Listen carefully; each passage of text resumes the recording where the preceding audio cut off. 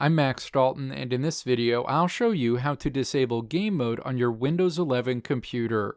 Turning game mode off will keep all of your background processes running, even some unnecessary ones, while you're playing games which could negatively impact your gaming experience. Step 1. Navigate to your Windows home screen and then press both the Windows and I buttons at the same time. Your Windows settings screen opens.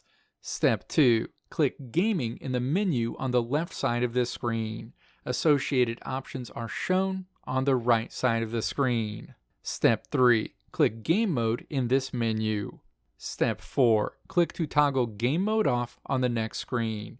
Game Mode will be disabled immediately on your Windows 11 computer. Let me know if this video helped you out in the comments below.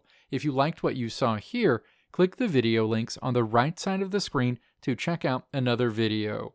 Or click the logo on the left side of the screen to check out my tutorial website at www.maxdalton.how.